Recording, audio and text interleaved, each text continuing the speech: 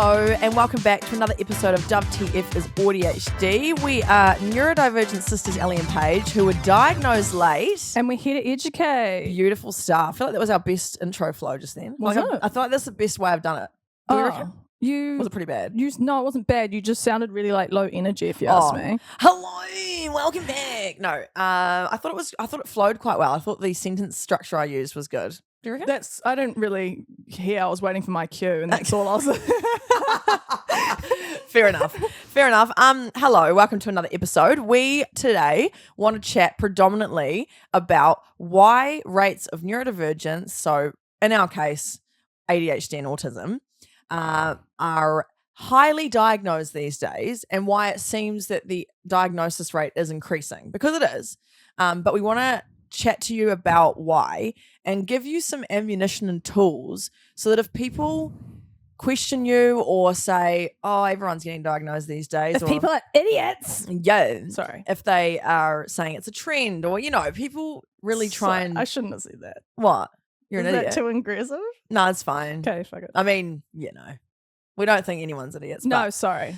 I'm very scathing today. Go. Yeah, I think Paige is in a certain bit of a cycle today. I just have no F's to give. Yeah, she's very combative. Yeah. So it's scary sitting opposite her. No, but we basically want to encourage people to educate themselves further about this kind of stuff because, yes, the diagnosis rates have gone up. That is a fact. But it is not because it's a trend. It's not because of vaccinations. We're going to talk about that in a minute, just because obviously it's quite topical this week. If you've heard in the USA, they're having a lot of discussions in their cabinet about autism, what causes it, and we really wanted to just jump off those claims and rebut them because it's not true, and misinformation like this is very dangerous. And even though that's only happening in America at the moment, those conversations have the ability to go global and influence countries globally because of the internet, So the internet's great because we learn lots of stuff, but it also has the ability to spread misinformation. And we just want to come in here first off and just debunk those because it's unbelievable that the priority for this government in the USA, one of their priorities, is to try and find the cause of autism. They seriously focus on all the things not important. Exactly. And it's not even... Oh, it's not even true. Yeah, it's... But can you not just focus on... actual human...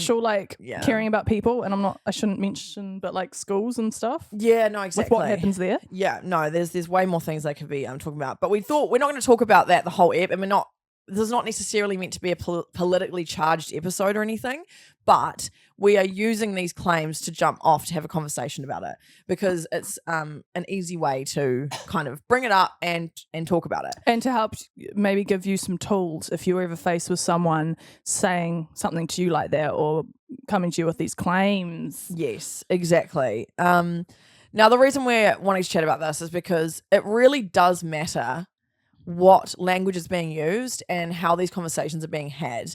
Because, first of all, to even try and find the cause of autism is kind of implying in itself that it's an issue that needs to be treated, which, it needs to be managed, accommodated for in society. Exactly. But it doesn't need to be fixed or changed, and it is not an issue. Because there's nothing wrong with you. There is nothing wrong with you if you have a neurodivergent brain. You are just differently wired, and you are born with it. This is where the first fact comes in. Maybelline. You're born with it, and up to at least 80% is hereditary. So most of the time, autism is actually just hereditary. That's all it is.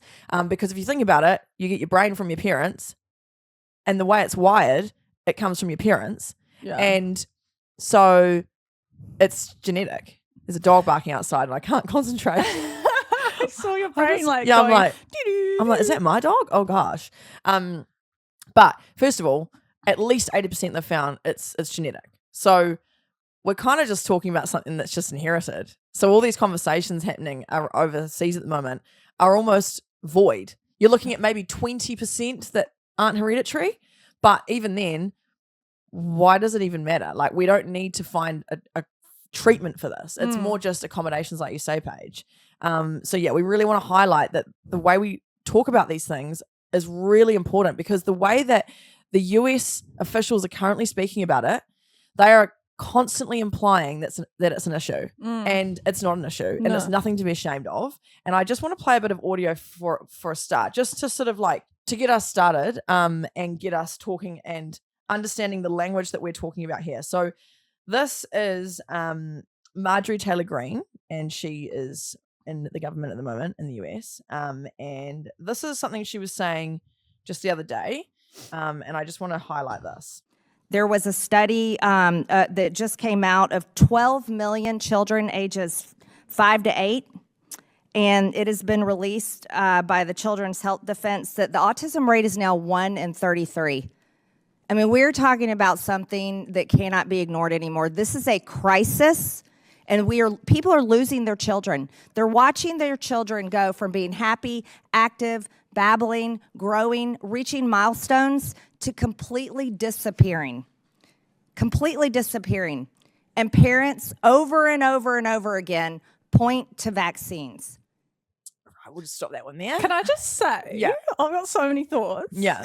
But if that was true and it was a crisis, which it's not, 1 in 33, I could think of a million issues that is like 1 in 3. Yeah, like women being, abused, like domestic violence, well, both ways. Cancer rates. There's so many other things that is a crisis that they're not choosing to focus on. Exactly. But anyway, despite that, exactly. So that is the sort of conversations going on at the moment in one of the biggest countries in the world. oh my God, the intelligence, I'm sorry. Oh, cancel me, I don't care. The intelligence of these imbeciles, sorry, of these people are so low. This is the thing. I want to give some sort of grace to some of these people in a way, because to me it's just a lack of education, which just shows you that the whole system in America in particular is flawed. I also think that this government, and I don't want to get too political, but I do think this government at times chooses to focus on things that aren't really an issue to ignore and distract from actual issues. So I think there's an element of that happening too. But I think that they are that uneducated. They've been taught about stereotypes in the 90s and the 80s about autism, and they think it's a crisis. I'm sorry. Why is it a crisis? It's not a crisis. Secondly, for them to claim that they go one day meeting milestones and then the next day they lose their children. What do you mean? Like, that's so insulting. Lose your children? These autistic kids are so intelligent, but you just need to find where their intelligence lies. Yes, and when you don't when you don't nurture them, and they go to preschool and they're then faced with all these external factors, your child might go more mute or whatever because it's not. They always were autistic. Yeah. They're now trying to deal with all these external pressures around them. Yeah. No, exactly. That's not built for them. No, exactly. That's why sometimes kids can appear more autistic over time, because it's actually more to do with they've inherited it from their parent and then they get into environments that are uncomfortable. Like we've already talked about trauma, but an autistic child going to preschool and I don't know, the pressures in being in this world that's not built for them, like we said, it like causes trauma for these kids. Exactly. It's not about, they're looking at the wrong thing here. They're saying 1 in 33 are autistic and when it's a crisis and we need to work out where it's coming from and why. What we really need to do is go, 1 in 33 children are autistic. Let's accommodate for them. That's quite a high number. Let's change classrooms to accommodate them. Let's change society. But no, they need to find the cause and then what? Shun those kids? That you're talking about how they lose themselves and they're no longer a happy child anymore because they got autism from a supposed vaccine. Yeah. It's just not true. And I will back this up with studies, because there's one particular study that's to do with vaccines and autism that unfortunately got a lot of traction when it shouldn't have. And it was by a person called Dr. Andrew Wakefield, and it was back in the late 90s. And he claimed that they found a link between autism and the measles, mumps, and rubella vaccine, which most of us will get as young kids. And they basically claimed that it caused it. First of all, there were many reasons why this study was flawed in the first place. One was that they only actually studied 12 children. So that's 12 children. You're going to apply that Ooh to la la. the whole population? 12 kids? Doesn't make sense. Also, at the time, these kids are getting these measles, mumps, and rubella vaccines quite young anyway. And so it might appear that they get the vaccine and like the next month they look more autistic, but it's because they're developing as a child and possibly are just displaying more autistic the older they get. Yes, the older they get because they're stressed and overwhelmed by the world that's not built for them. Exactly. So there are really, this study got debunked, and then Dr. Andrew Wakefield did another study with some other scientists and doubled down essentially on it and claimed again that it was definitely to do with vaccinations. But since then, these studies have been completely debunked. We also found out that Dr. Andrew Wakefield was being funded by lawyers who had interests in cases about vaccine damage. So vaccinations can be dangerous. We're not saying that they're perfect. And we know that there's side effects from them, and we know that people can get affected badly by vaccines. That's a fact. Yeah. But it doesn't cause autism. But these lawyers that were funding the study were doing cases with people who did have damage from vaccines. So they had a conflict of interest there. It's biased. Yeah. They were trying to prove that vaccinations were bad and were causing bad neurodevelopmental disabilities when they actually weren't. And unfortunately, it's like the HRT research that happened also in the late, I think, 80s or 90s, where again, it was not a fair study. It was false, like the claims were false. They linked things that didn't actually have a link in real time. And it caused years of women not using HRT because of struggling through menopause. Yeah. And now, people are using it and it's changing their lives. Yeah, because again, that was debunked and was proven to have unfair bias on it. And so this is exactly what happened with autism and vaccines. So RFK Jr., who he's in the US government at the moment, he's the health guy. I know he's got a better title than that, but I'm just going to call him the health guy. He's in charge of health, and he's famously anti-vax. He has deemed that he's going to find the cause of autism by September 2025. RFK Jr. is going to find the cause of autism. Cool. What? How? Can you give me is it a measurable? Is it a SMART goal? This is the thing. What's the point? Is it? What's the thing? Yeah. I don't know. I know what you mean. Measurable. I've forgotten the S. But that's the thing. September's only 6 months away. You can't do Is it achievable? Yeah. You can't do Realistic. a long. Yeah. Sorry. No, exactly. Sorry. Like you can't achieve that amount of research about what causes autism in 6 months.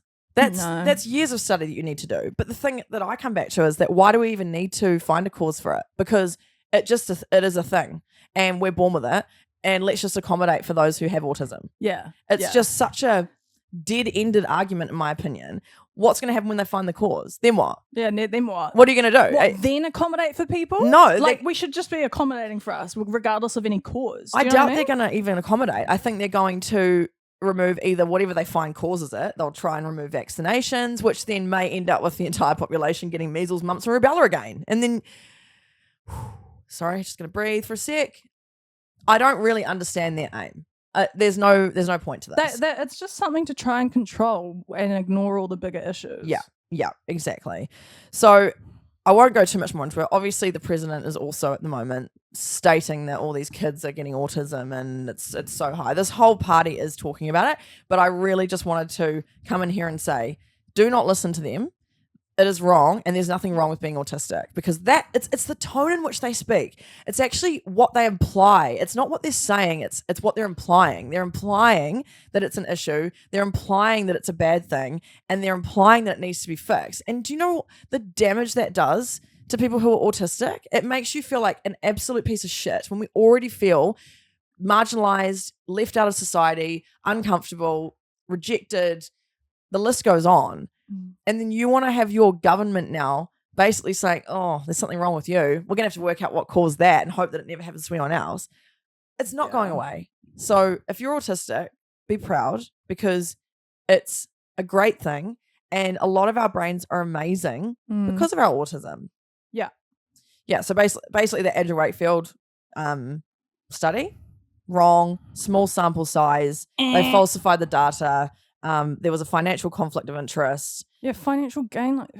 It was just a mess. But it just shows you how one study can kind of snowball, and people then learn. Because I guess back in the 90s as well, we didn't have the internet as much. And so one rumor could go really far with then it making it harder to debunk that rumor once it's spread. Yeah. You know? I think as well, their source of like news would have been like the paper or something, and like you take what's on the paper verbatim. Like, you're like, oh, that's, you know? No, exactly right. You had very limited information, but now now, because it's so saturated, I mean, if you're smart enough, you should be questioning everything. That's the thing. But like when you serve something on TikTok or whatever, you're like, interesting, but is that true? Let me look into that, because exactly right. There is no excuse anymore to have this sort of lack of education. In my opinion, if you've got access to a phone and the internet, don't believe everything that your government's saying, because it's not necessarily true. And I think that the impact this could have on autistic and just neurodivergent people in general is really dangerous. And it really frustrates me to my core when I see these sort of comments being made by people in such high positions of power, because it has so much damage. And if people believe this stuff, that then goes into classrooms and it goes into workplaces, and the stigmatization continues. And it's just really gutting. After all this time, we've really tried to break those stereotypes and stigmas down, and then you've got this happening. So we just want to acknowledge that. So let's actually broach the question. Why is the rate 1 in 33 as they claim? Why is the autism rate higher than it used to be? It really is quite simple. It's really not that complicated. But first of all, we've got education now. We've got way more access to education, and we're now identifying it in people. Our great-grandparents also would have been autistic. They just didn't know what it was. And if you're autistic, we mean not every grandparent. That's the thing, yeah. Sorry. They were probably autistic, and there would have been heaps of autistic people back in the day, but just never got looked at. But they may have been looked at as the loners, or the ones that hoarded lots of things, or there'd be little quirky things about them, but no one knew that it might be autism. It's just that we've got more information and education now, so we can actually identify what these things are. We also, with autism and ADHD, the spectrum is so much wider now. Like, now that we've got case studies and like lived experiences, we're finding that it's not as black and white. They've always been wide. We just didn't know that they were. Exactly. So like, we were very black and white in our thinking of autism, and it was very much like a linear spectrum. Yeah. And like just white boys who are kids, they're the only ones that can be autistic. And I saw something about how people used to think that adults can't have ADHD. Yeah. So what? So they grow out of it? Like, what are you talking about? That's the thing. They didn't think adults could be diagnosed. They just thought it was a childhood issue. But that's been proven wrong once again, because women are now being diagnosed in their 30s, and they're realizing, oh no, they had that all along. They were just like ignored. And now we're being accounted for, thank God. But like, yes, it seems like everyone's being diagnosed because they're finally getting the help that they need. That's the thing. And what's the issue with that? Like, why is that, I don't get why people get such a bar up about it, because I'm like, what is it to you? Like, I don't understand what is it to you? I don't understand. If someone's being able to understand their own brain better, like, is that not just like a win for that person? And why does it affect you? Exactly right.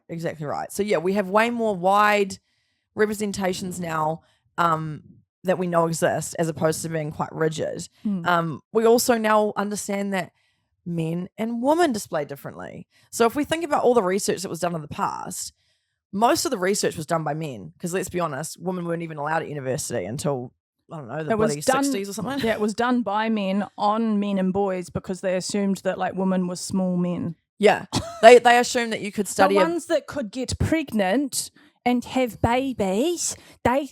They thought that sorry, it's just so ridiculous. No, but yeah, they actually just thought one size fits all, and they thought they could just study boys and go, yeah, we'll apply that to girls, and we're just completely different. So we're now realizing there's different presentations of it, and so that's probably why people look at some people who are autistic or ADHD and go, they're not autistic ADHD, but it's because they only have the black and white stereotypes that they learned when they were in their bloody school days back in 1992. Like ancient Am times. I right? Yeah, amen. Jeez. So there's way more understanding. We know what it looks like. Now there's also like way more advocacy happening, like this podcast, but also other creators online, and the ability to access information through the internet has been a blessing in disguise. Like, it's great. It can be bad, but it can also be really good. There's pros and cons of everything, There is. I never would have realize I was autistic without social media. ADHD, as you know, came from the fact that our dad was and mum figured it out. But the autism side, I wouldn't have picked up on that. Yeah, mum was the brains of the operation. She was. Sorry. She was. I wouldn't have picked up on it if it weren't for other creators talking about it, and then me having the critical thinking skills to go and research it more and start analyzing myself. And then also, I think it's a sign of intelligence. You might not want to say that out loud. I mean, you should be able to. But the fact that you got denied by a psychiatrist and you followed your gut and you just knew and you're like, nah, well, didn't know, but you're like, I'm going to give this a second shot. Yeah. I think that showed a sign of Thanks. intelligence to do that. A lot of people just go, okay, I'm not. And just take what, I don't know. Yeah, no, I definitely had a bit of confidence, and it came from the research I did. Yeah. And it was from thanks to creators online and stuff who I'd followed and listened to. And that's another great example of like even the medical industry can be wrong still. Like I was denied initially a screening for autism, and then it turns out I'm very autistic. And that was just a lack of education even in the medical system. Yeah, because I think like they're still based on like tradition, well, not always, but a lot of their research, obviously, they still work off the old stereotypes, whereas we're learning now that masking is huge in both men and women. So now they're trying, what am I saying? Sorry. No, exactly. Yeah. Yeah. No, amen, sister. Amen. Sorry, I'm just having a moment. Yeah. Yeah, exactly. Also, I think we've mentioned this before, but the pandemic, COVID-19 time, I think really shone a light on people because they were forced home by themselves. There was a lot of self-reflection that happened. Like mental health came to light. People realized, like I did, that I wanted to be in my own space all the time. I was way less stressed. I think that period of time really increased the influx of diagnosis because we were all on our phones researching stuff more. People were talking about it more, and we were forced into our homes, which is very unnatural as a human to be forced to do that. I think that period of time between like 2020 and 2024 was really quite an influx of like research on autism and ADHD. So that's when I figured out all mine. Yeah. And like I said before, we've got way more access to information, and the healthcare systems are starting to catch up, but even then it's quite slow. And I think the other problem here is that the health system and the education system is not quick enough for the internet. So like we're actually learning stuff and figuring out more from people's lived experiences than the medical field can keep up with. So it might appear that your doctor said XYZ and you're saying ABC online, but the way that there's so many gates when it comes to researching in the medical field, you've got to like, it involves a lot of bloody red tape. Is that what they call it? Yeah, I think so. But like, I mean, and it's there for a reason, but a lot of hoops to jump through. Yeah. So. And also studies on the brain take years and years. But I think when we're combining all of our power together and we're all having conversations, it makes us learn a lot quicker as opposed to relying on just scientists who are in a lab doing research and stuff like that. We can kind of take from your learned experience, mine, people listening to this, and then we can connect lots of dots and go, oh yeah, there's similarities there. And again, we'll claim we're not doctors. We're not, but we are coming from our lived experience. And as has been starting to be proven, lived experience is really quite accurate and important when it comes to this because it helps people recognize it. And if people are putting a label on themselves, like autism or ADHD, to feel better in their general life, like, what's it to you? Like, what's the big deal, because man? also, like we've said a million times, it's expensive to get a diagnosis and go through that process, and it takes a lot of time. Not everyone's in that position to be able to do that. And so, like, if you find, support even in this podcast, or you find, you relate to people, like let people just... You know what I'm trying to say without saying it because I can't get my words out. No, exactly. But exactly.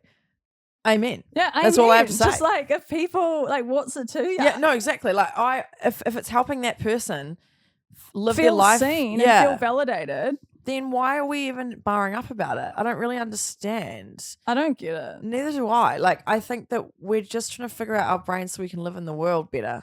And I don't think we should say anything about anyone when we're not living in their shoes. Like we don't know. Yeah. And another great analogy of this is like, I'm left-handed and the rate of left-handers has increased.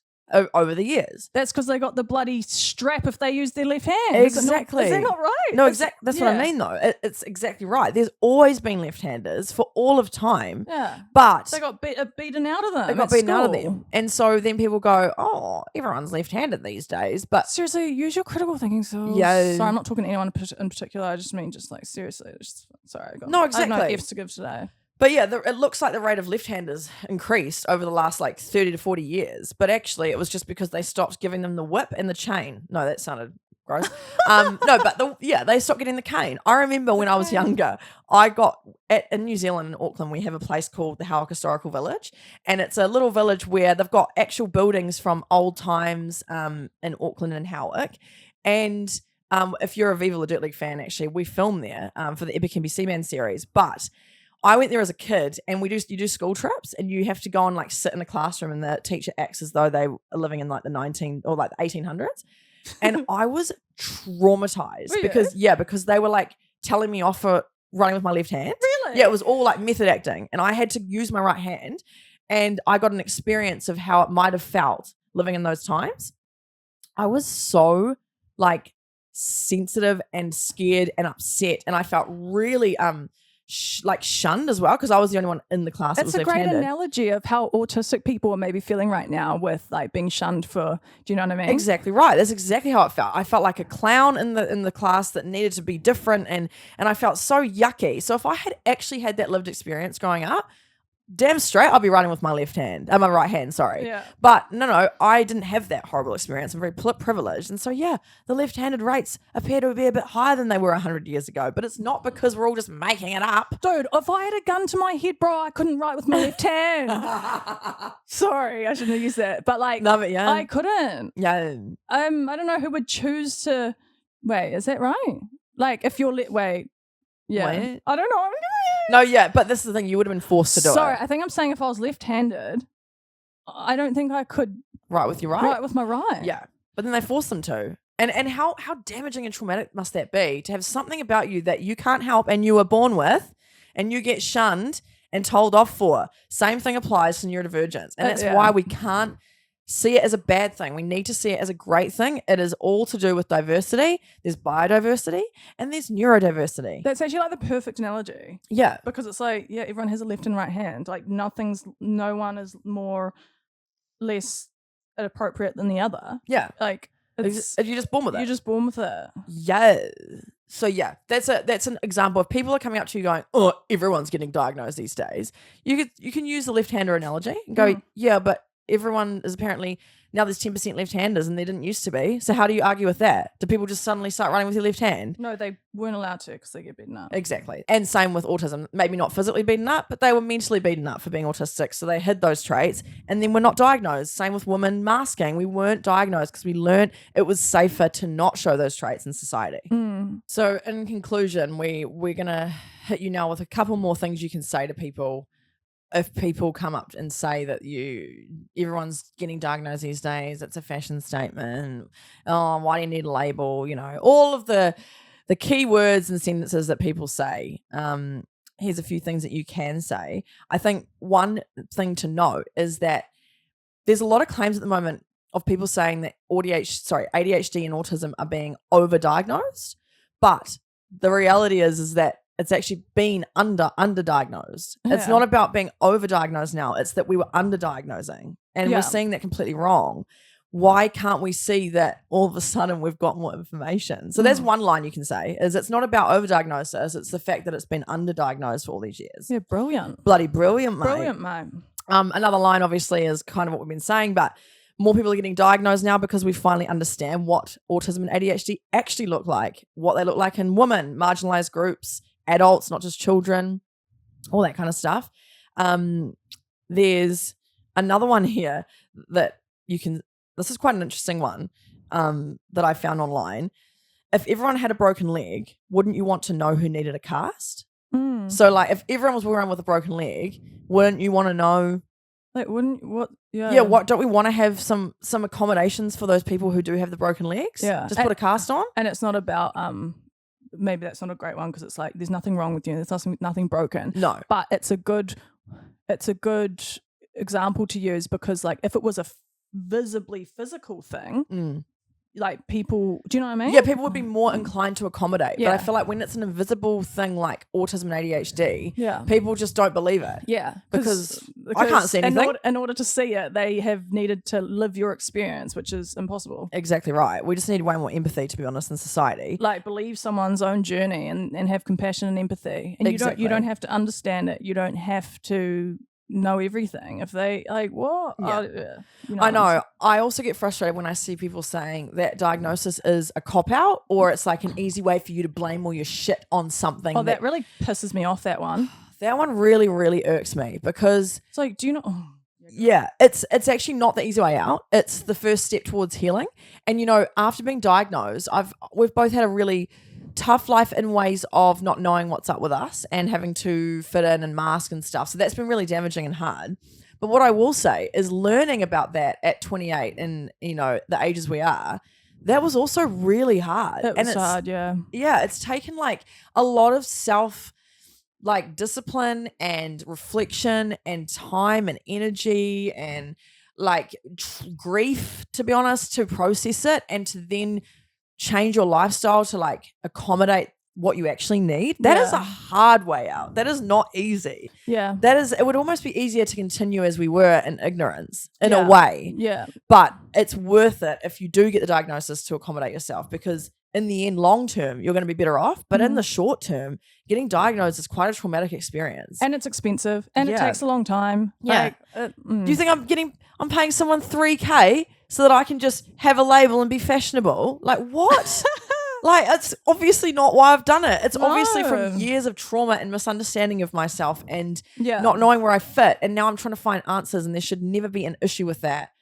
No. Because it's not an issue and autism is not a crisis. And also it's your life. Yeah. Like what? Why do you care? Exactly. It's not a trend. It is so random. Yeah. And it is just a result of years of misunderstanding and struggling through life silently, like we just said. This is the problem. Silently. If someone says to you, yeah, I've just been diagnosed with autism and you don't believe them, you obviously don't know them very well, actually, is what it is. Yeah. They've obviously fooled you and they've obviously been masking. Why is your first instinct to go, no, you're not? Yeah. Have you done years of study, have you? Sorry, can you show me your degree? Oh my God. Are you a neuroscientist? That is crazy. I never knew that about you. Oh my God, you're so smart. Like, don't deny someone of their experience. And look, there will be some diagnoses that are false and wrong. There will be people getting diagnosed with ADHD and autism that maybe are incorrect diagnoses. Does happen, yeah. For sure. But it's the small minority. And let's just give them benefit of the doubt anyway. Even if it is a false diagnosis. What's it to you? Exactly. Again. If it's helping that person understand their life and live a more fulfilled and empathetic and kind life within themselves. Yeah. Leave them to it. Like, why does it, like, what? Leave them to it. Like, can we shift our focus on issues that, like, matter? Like, like, I don't know. I don't want to say the words because it might mean we have to censor this episode. Yeah. But no, there's way more issues so to deal many with. issues I could think of that, If you nurture a neurodivergent brain, it can be one of the best brains ever. It can invent things. It can feel or see things that others can't. There are so many benefits to nurturing and accommodating neurodivergent brains. And I think if we just accommodated neurodivergent brains more and actually celebrated them as well as neurotypical brains, society would be a lot further along than it is, in my opinion. I think we have secrets hidden in so many people's brains who are neurodivergent because they don't have the accommodations or the confidence to actually share their thoughts.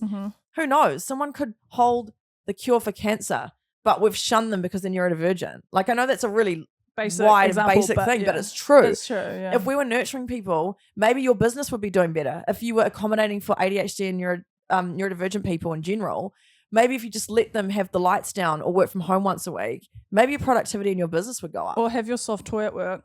Yeah, exactly. No, but true. 100%. Like, we could be getting so many better results in society as a whole if we just accept it and not see it as a crisis and that it's something to be fixed, because it's not.